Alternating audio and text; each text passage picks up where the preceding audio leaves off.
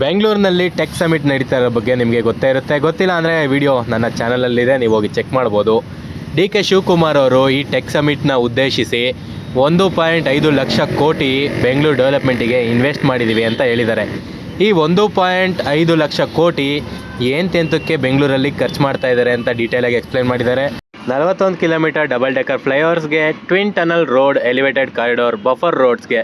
ಈ buffer roads ಅಂದರೆ ಮೋರಿ ಪಕ್ಕದಲ್ಲಿ ಬರುತ್ತಲ್ಲ ಬಫರ್ ಝೋನ್, ಅಲ್ಲಿ ರೋಡ್ ಕನ್ಸ್ಟ್ರಕ್ಷನ್ಗೆ.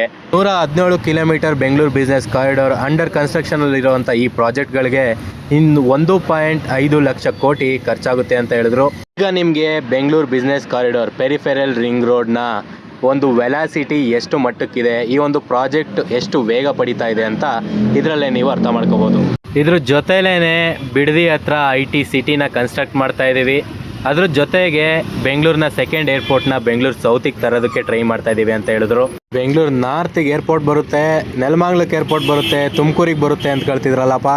ನೋಡ್ರಿ, ಬೆಂಗಳೂರು ಸೌತಿಗೆ ತಗೊಂಡೋಗ್ಬಿಟ್ಟಿದ್ದಾರೆ ಡಿ.ಕೆ. ಶಿವಕುಮಾರ್ ಅವ್ರ ಏರ್ಪೋರ್ಟ್ನ. ಸರಿ ಇರಲಿ, ಮುಂದಕ್ಕೆ ಹೋಗೋಣ.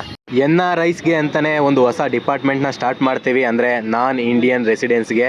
ಮತ್ತು ಬೆಂಗಳೂರಿನ 20% ಪಾಪ್ಯುಲೇಷನ್ನು IT ಪ್ರೊಫೆಷ್ನಲ್ಸಿಂದನೇ ತುಂಬಿದೆ ಅಂತ IT ಸಮಿಟಲ್ಲಿ ಹೇಳಿದ್ರು. ಇದ್ರ ಕಾರಣ ಏನು ಅಂದರೆ IT ಕಂಪ್ನೀಸು ಬೆಂಗಳೂರಲ್ಲಿ ಇನ್ವೆಸ್ಟ್ ಮಾಡಲಿ ಅಂತ ಈ ಒಂದು ಡೀಟೇಲ್ಸ್ನ ಅವರು ಡೀಟೇಲ್ಡಾಗಿ ಎಕ್ಸ್ಪ್ಲೇನ್ ಮಾಡಿದ್ದಾರೆ. ಇದರಿಂದ ಈ ಎಲ್ಲ ಪ್ರಾಜೆಕ್ಟ್ಗಳ ವೆಲಾಸಿಟಿ ಬೆಂಗಳೂರಿಗೆ ಎಷ್ಟು ಇಂಪಾರ್ಟೆನ್ಸ್ ಅನ್ನೋದನ್ನ ತೋರಿಸುತ್ತೆ. ಇದಾಗಿತ್ತು ಕ್ವಿಕ್ ಅಪ್ಡೇಟ್. ಈ ಎಲ್ಲ ಪ್ರಾಜೆಕ್ಟ್ಗಳು ಬರೋದು ಅಷ್ಟೇ ನಿಜ. ಇನ್ನು PRR2 ಬರುತ್ತಾ ಬರಲ್ವಾ ಅಂತ ಕನ್ಫ್ಯೂಷನಲ್ಲಿ ಇರಬೇಡಿ, 100% ಬಂದೇ ಬರುತ್ತೆ.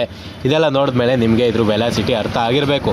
ಇನ್ನೂ ನನ್ನ ಚಾನಲ್ ಸಬ್ಸ್ಕ್ರೈಬ್ ಮಾಡಿಲ್ಲ ಅಂದರೆ ಸಬ್ಸ್ಕ್ರೈಬ್ ಮಾಡೋಕ್ಕೆ ಕನ್ಸಿಡರ್ ಮಾಡ್ಕೊಳ್ಳಿ. Thank you.